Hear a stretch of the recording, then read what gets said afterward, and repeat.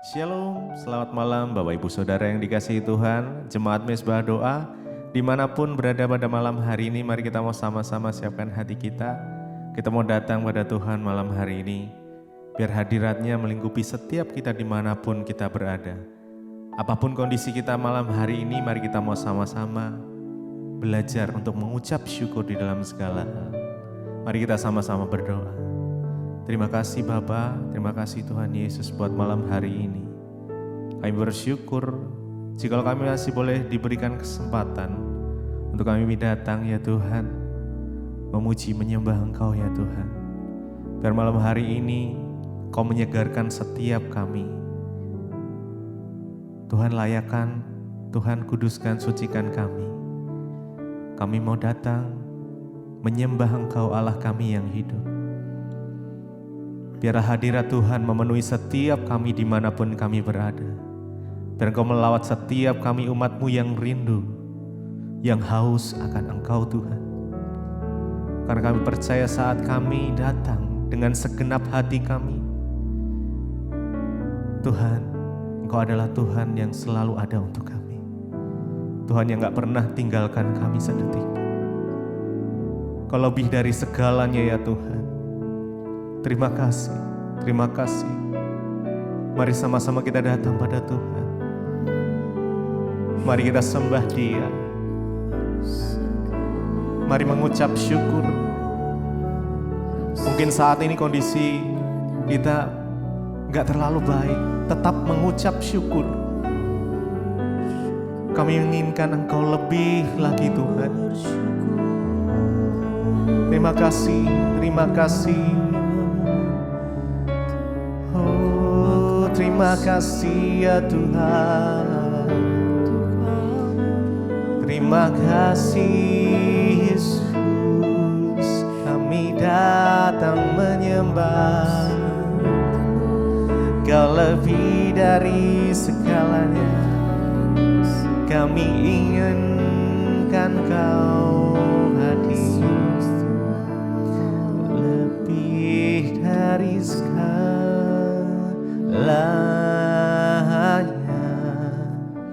ku ingin Kau Tuhan, emas perak dan permata,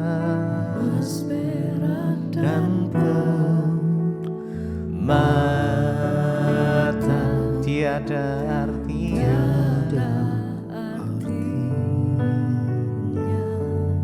Ku ingin lebih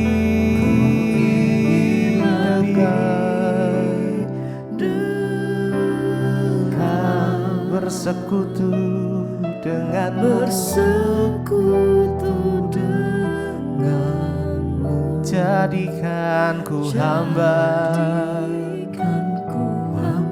setia kepadamu, lebih dari segalanya,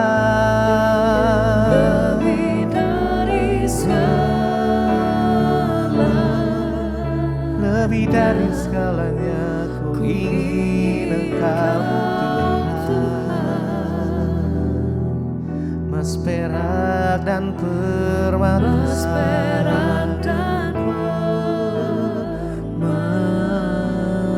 tiada artinya.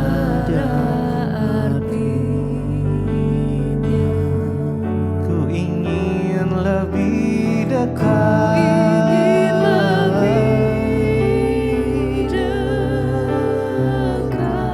bersekutu denganmu, jadikan ku hamba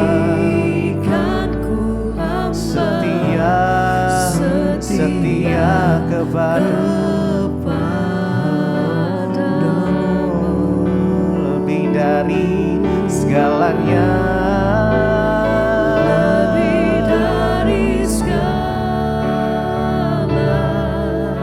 lebih dari segalanya. Kami inginkan Engkau ya Tuhan. Yes. Biar pribadimu melawat setiap kami. Ya. menjadi nyanyian hati kami Tuhan. Tiada artinya. Kami ingin lebih dekat, Ku ingin lebih dekat, bersekutu denganmu, bersekutu denganmu. Jadikan ku hamba setia kepada. Mari lebih lagi Bapak Ibu Saudara, dengan segenap hati kita, lebih dari segalanya, lebih dari segalanya. Ku ingin Kau Tuhan, yes. Emas perak dan permata, emas perak dan permata, tiada artinya, tiada artinya. Ku ingin lebih dekat, Ku ingin lebih dekat denganmu, bersekutu denganmu. Jadikan ku hamba setia kepadamu. Oh, lebih dari segalanya,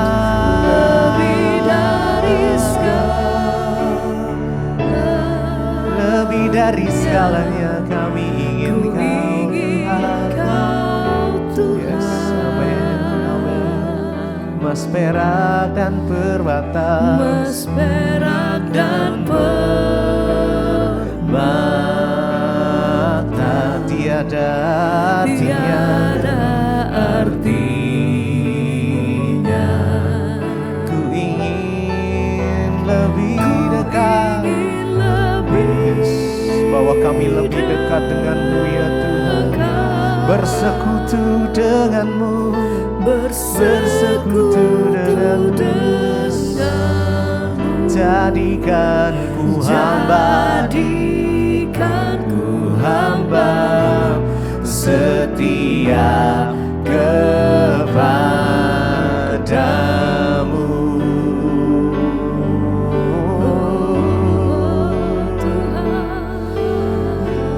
Oh, jadikan kami hamba yang setia kepadamu.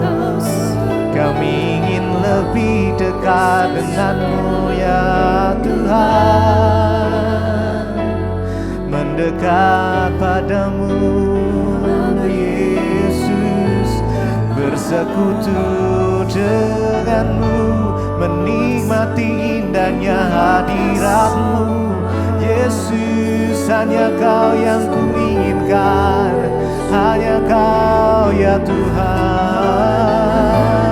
Berjumpa secara pribadi, berjumpa denganmu, merasakan dekapan kasih-Mu, indahnya kasih lebih dari segalanya. Mari dengan segenap hati kita datang, Ku ingin Kau, biar hadirat Tuhan memenuhi setiap kita. Yes, Jesus, Jesus, emas Jesus. perak dan Kami inginkan Engkau Tuhan, biar dekapan kasih-Mu mengalir, biar kasih-Mu memenuhi setiap kami Tuhan. Ku ingin lebih, Ya, kami ingin lebih dekat denganmu. Oh, bersekutu denganmu. Jadikan ku hamba setia kepadamu, lebih dari segalanya. Mari dengan segenap hati, lebih dari segalanya. Jesus, Jesus. Kami ingin Engkau ya. Ku ingin Ya, Kau kami inginkan pribadi Tuhan melawat setiap kami. Emas, perak, dan permata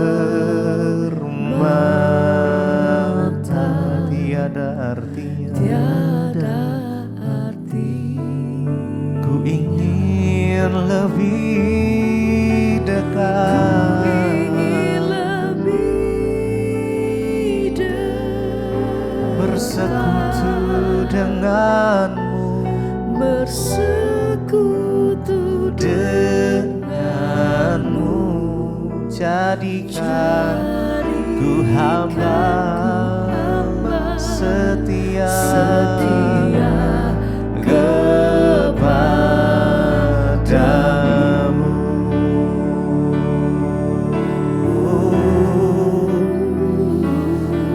Yesus yang setia,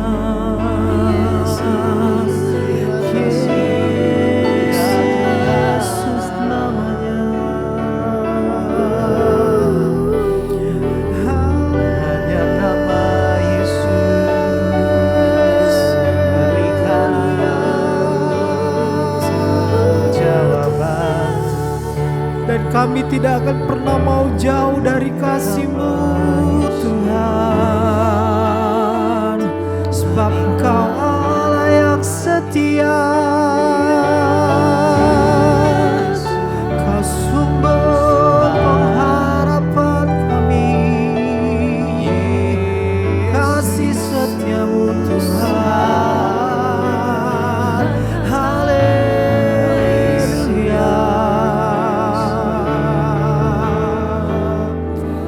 Sebab itu malam hari ini ya Tuhan, kami datang ke hadirat-Mu. Kami memanggil nama-Mu ya Tuhan. Nama Yesus, hanya nama Yesus,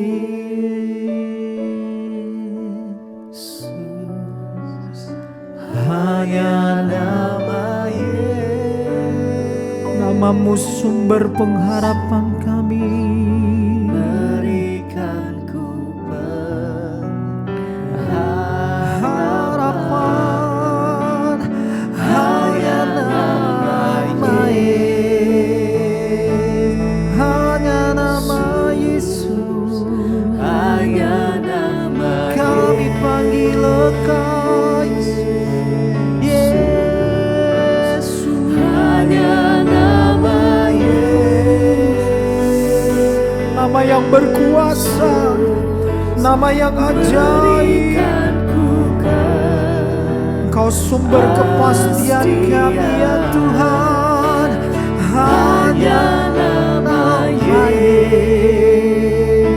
Oh Yesus Tuhan, hanya nama nama yang berkuasa dari nama siapapun, dari pribadi manapun. Oh Tuhan, berikanku pengharapan hanya ada di dalam-Mu ya Tuhan.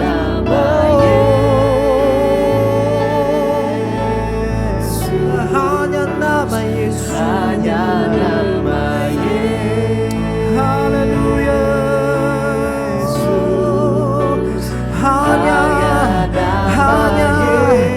Hanya nama Yesus, berikan ku kepastian. haleluya. Nama-Mu Tuhan, sumber kepastian, sumber pengharapan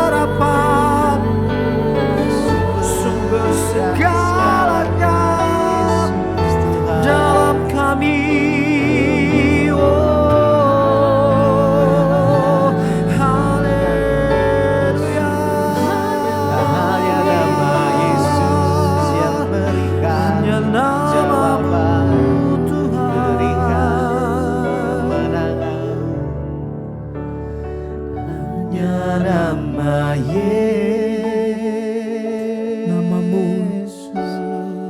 Namamu ya Tuhan, hanya nama Yesus Kristus Tuhan.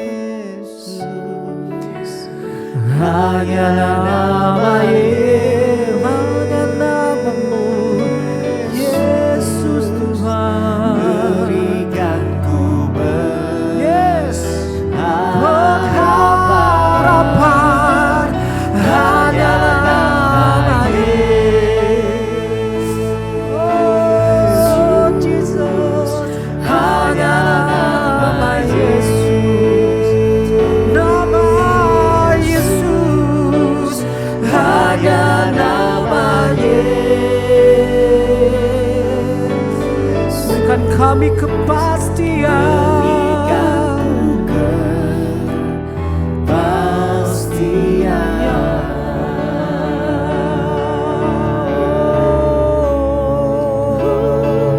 Yang kami percaya, kami pegang teguh, hanya nama Yesus. Kau yang kami andalkan, satu-satunya pengharapan kami, kekuatan hati kami. Engkau yang menjadi batu karang kami yang teguh Tuhan, yang kami percaya. Yesus aku percaya, katakan Yesus aku milikmu, ku hidup karenamu dan hanya untukmu, dan hanya untuk kami percaya. Yesus aku percaya. Yesus aku Yesus milikmu. aku Kami hidup oleh karena kasih dan kemurahan-Mu Tuhan. hidup Terima karenamu kasih dan Bapa. hanya untuk Yesus aku percaya. Yesus aku Mari naikkan pujian ini dengan segenap hati, pujian dengan iman kami percaya Yesus aku Tuhan, ku hidup hidup karenamu dan hanya untukmu, dan hanya untuk kami percaya. Yesus aku yang kami percaya.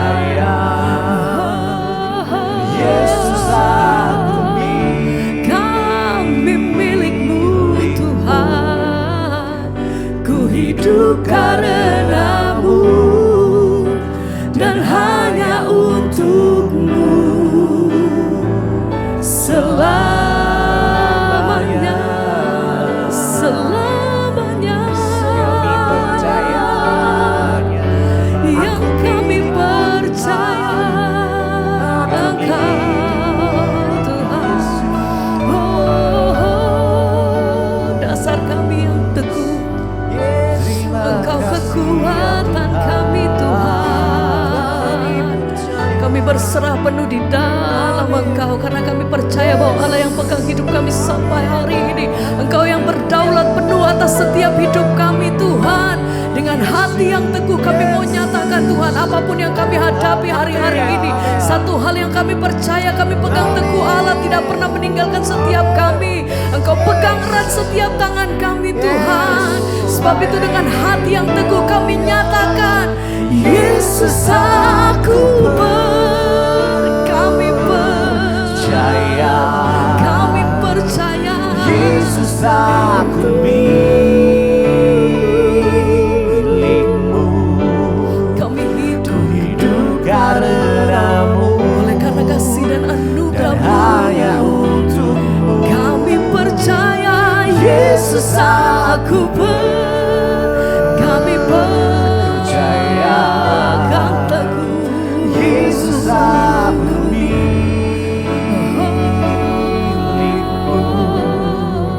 ku hidup karenamu dan hanya untukmu Yesus aku percaya. Aku milikmu, Yesus aku Tuhan. milikmu. Kami hidup oleh karena kasih dan kemurahan-Mu. Terima kasih Tuhan. Hanya untukmu Selamanya. selamanya.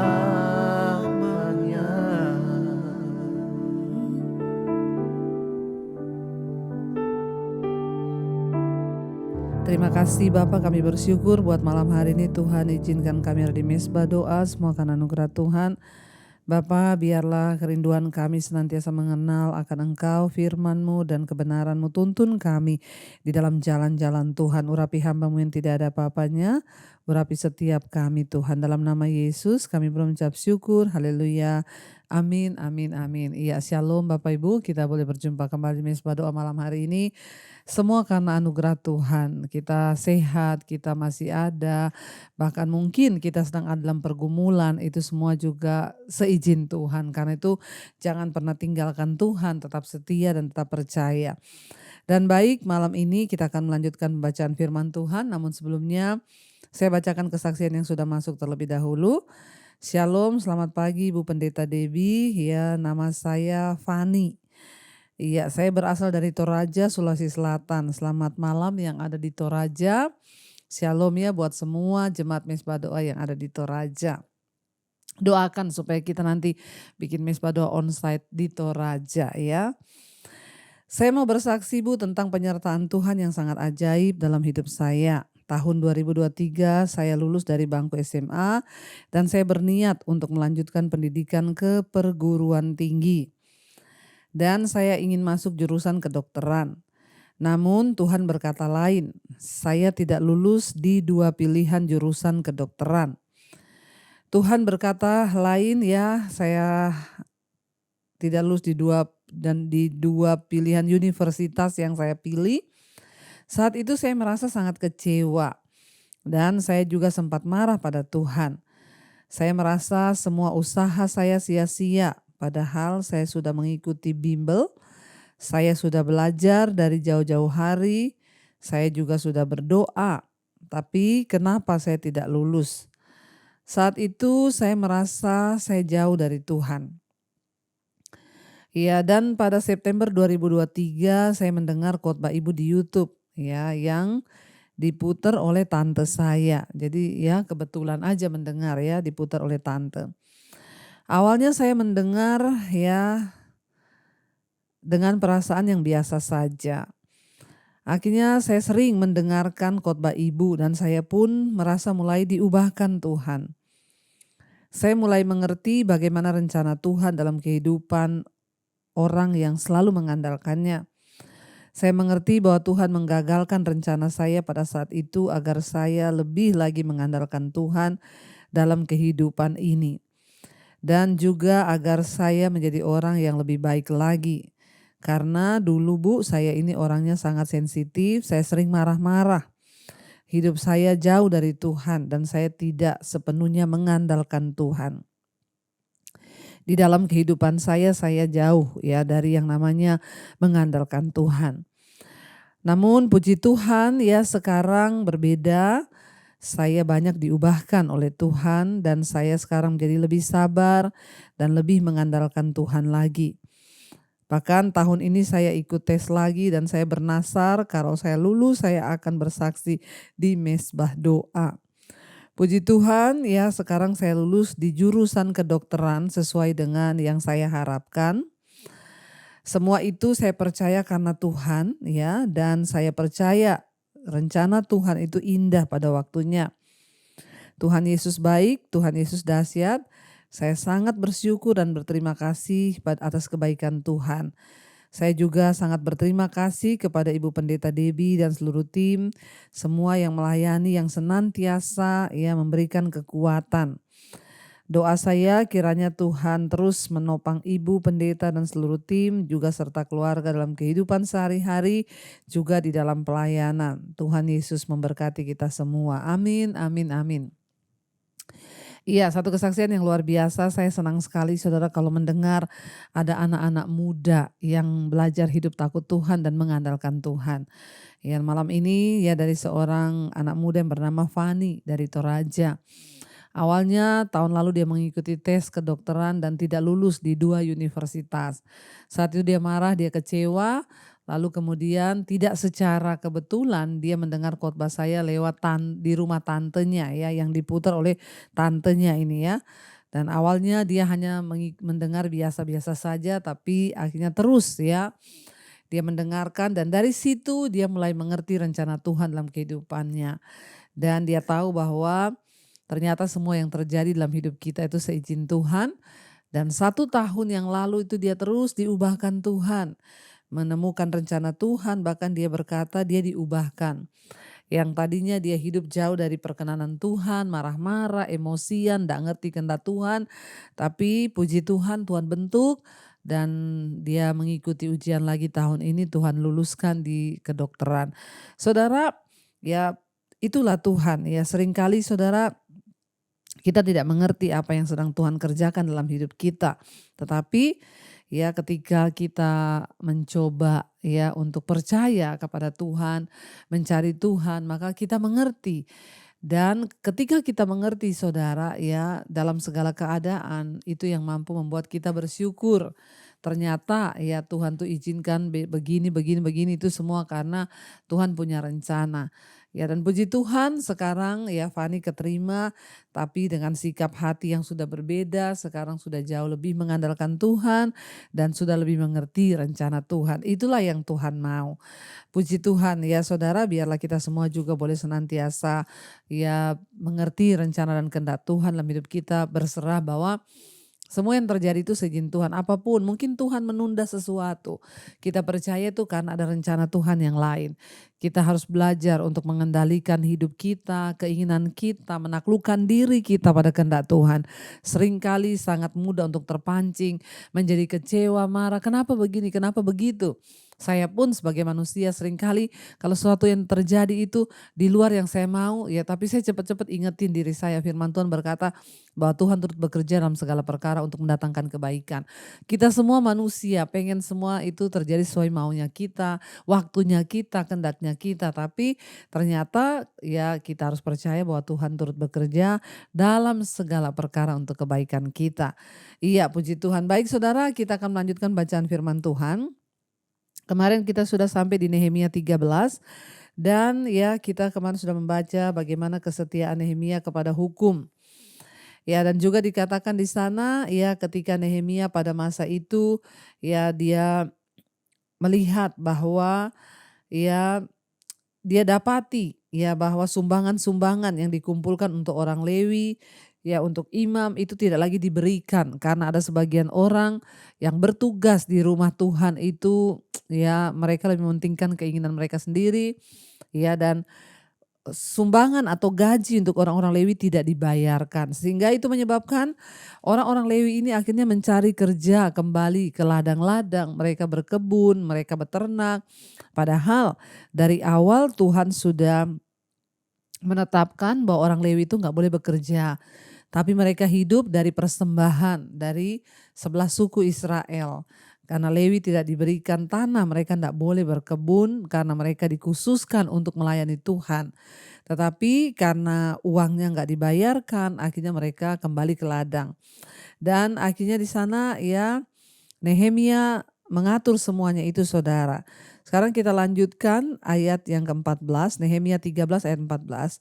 Ya, dia berkata, "Ya Allahku, ingatlah kepadaku karena hal itu dan janganlah hapuskan segala perbuatan bakti yang telah kulakukan terhadap rumah Allahku dan segala pelayanan di dalamnya." Jadi Nehemia mengembalikan semuanya. Dia ingin semua berjalan seperti hukum-hukum Tuhan. Yang sudah ditetapkan Tuhan harus begini ya begini, jangan dirubah-rubah. Kalau Tuhan maunya begini ya begini saudara. Karena itu kita juga berdoa, kita perlu pemimpin-pemimpin di dalam gereja, orang-orang yang tegas untuk kembali kepada firman Tuhan. Tidak kompromi, kita doakan gembala kita, saudara harus mendoakan gembala saudara, pendeta saudara, agar mereka juga menjadi orang-orang yang tegas, yang mengembalikan semua kepada hukum Tuhan, sesuai dengan kebenaran dan tidak kompromi saudara. Makanya Nehemia bilang, dia berdoa kepada Tuhan, dia bilang, ya Tuhan Allahku, ingatlah kepadaku karena segala hal itu, dan janganlah hapuskan segala perbuatan bakti yang telah kulakukan terhadap rumah Allahku dan segala pelayanan di dalamnya.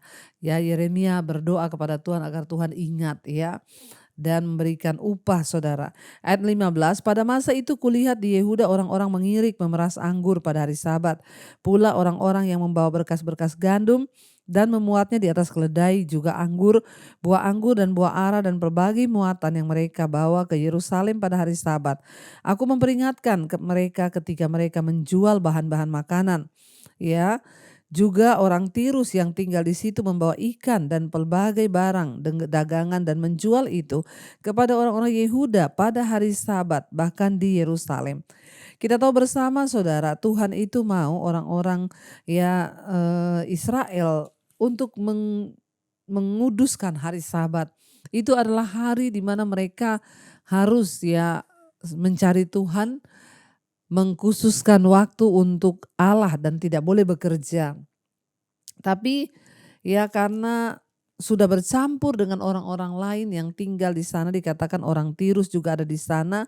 Jadi kita tahu Tirus ini adalah sebuah kota besar di Libanon saudara ya, dan pelabuhan di Laut Mediterania. Yang pernah ikut saya ke Israel itu di Laut Mediterania, di sana banyak orang Tirus di situ ya.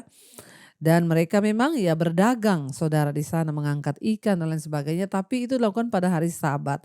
Dan Nehemia saudara itu marah kepada mereka dan dia mau mengembalikan lagi seperti yang sudah Tuhan tetapkan bahwa tidak boleh bekerja pada hari Sabat. Ayat 17, lalu aku menyesali pemuka-pemuka orang Yehuda. Kataku kepada mereka, kejahatan apa yang kamu lakukan ini dengan melanggar kekudusan hari Sabat? Bukankah nenek moyangmu telah berbuat demikian sehingga Allah kita mendatangkan seluruh malapetaka ini atas kita dan atas kota ini?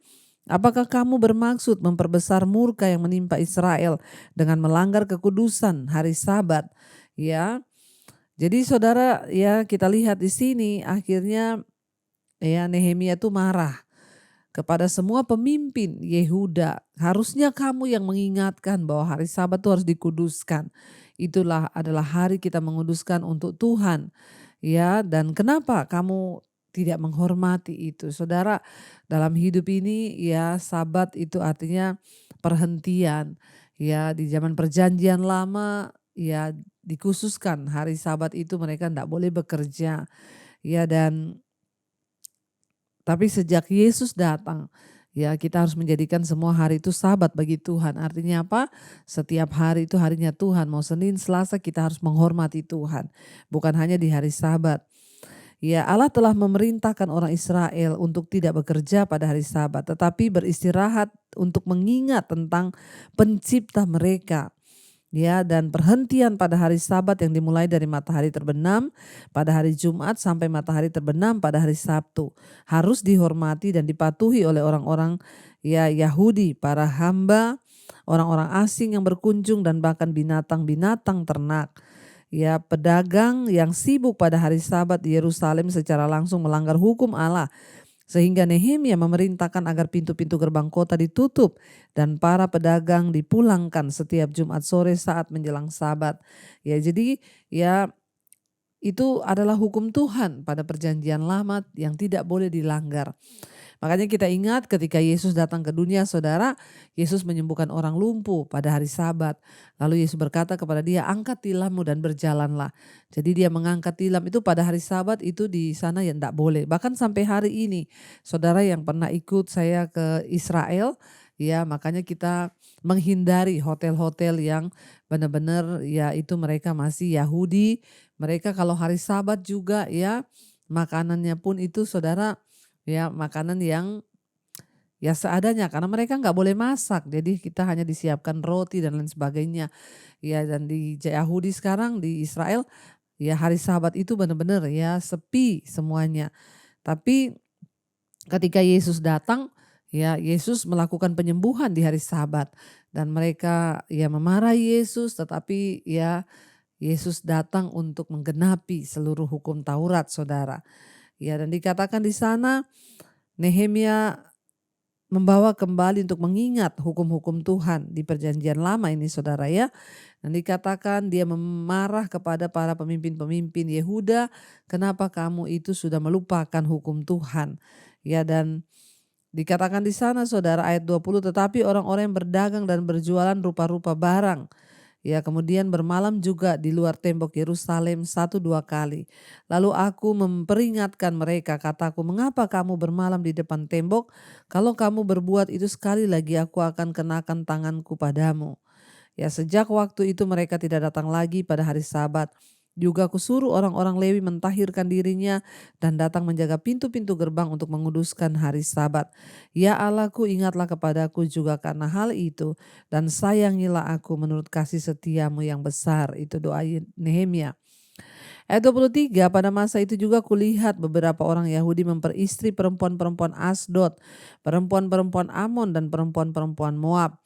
Ya, dan dikatakan di sana sebagian dari anak-anak mereka berbicara bahasa Asdod atau bahasa bangsa lain dan tidak tahu berbicara bahasa Yahudi. Aku menyesali mereka, kukutuki mereka dan beberapa orang di antara mereka kupukuli dan kucabut rambutnya dan kusuruh mereka bersumpah demi Allah demikian. Janganlah sekali-kali kamu serahkan anak-anak perempuan kepada anak-anak lelaki mereka atau mengambil anak-anak perempuan mereka sebagai istri dan anak-anak lelakimu atau untuk dirimu sendiri. Bukankah Salomo raja Israel telah berbuat dosa karena hal semacam itu? Walaupun di antara begitu banyak bangsa tidak ada seorang raja seperti dia yang dikasihi Allahnya dan diangkat oleh Allah itu menjadi raja seluruh Israel. Namun dia pun terbawa ke dalam dosa oleh perempuan-perempuan asing itu.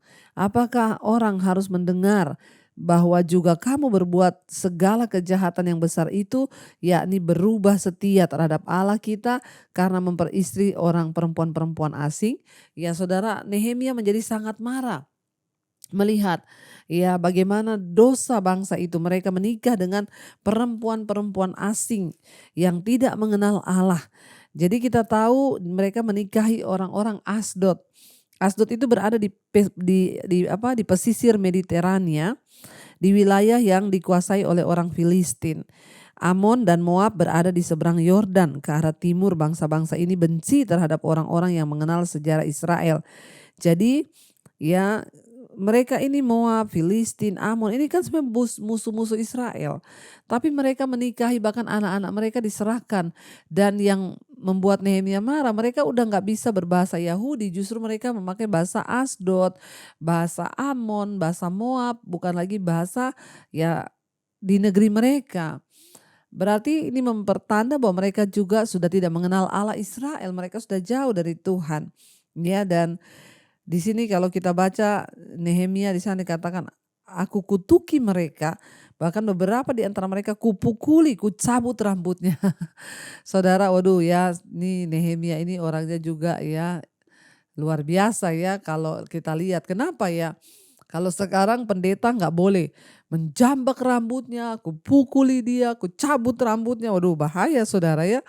Karena di zaman perjanjian lama memang dikatakan mata ganti mata, gigi ganti gigi. Orang berbuat dosa itu ya mendapat hukuman, dipukul dan lain sebagainya.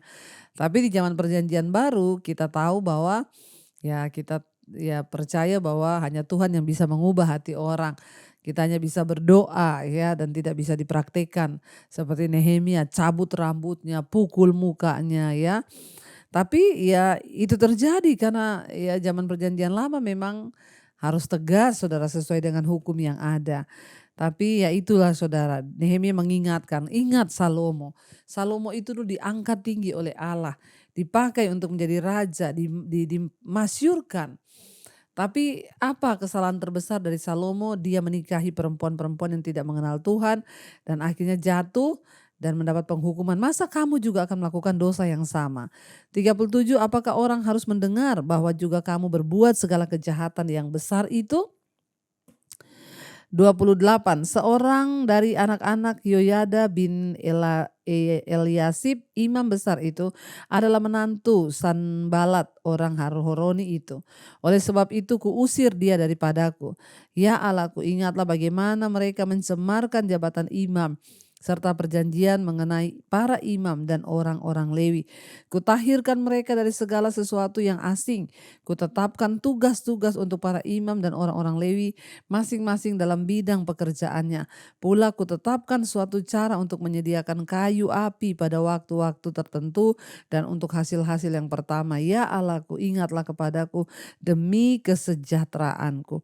Jadi Nehemia ini saudara menggunakan salah satu contoh kesalahan Salomo untuk mengingatkan mereka, dan dia berdoa, ingatlah kepadaku Tuhan demi kesejahteraanku.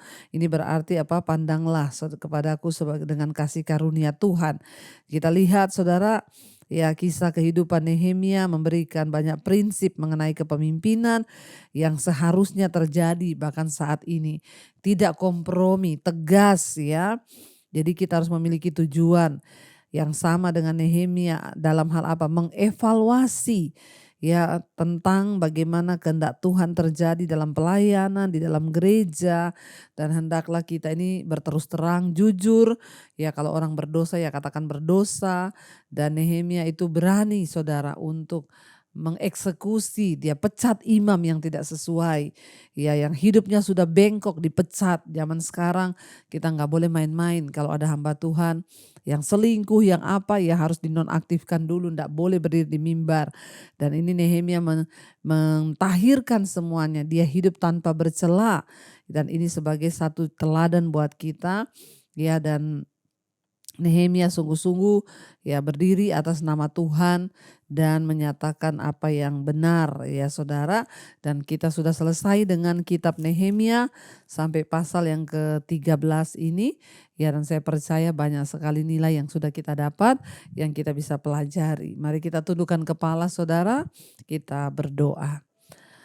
Terima kasih Bapa, kami bersyukur Tuhan lewat kitab Nehemia kami boleh belajar bagaimana kami harus hidup berkenan kepada Tuhan.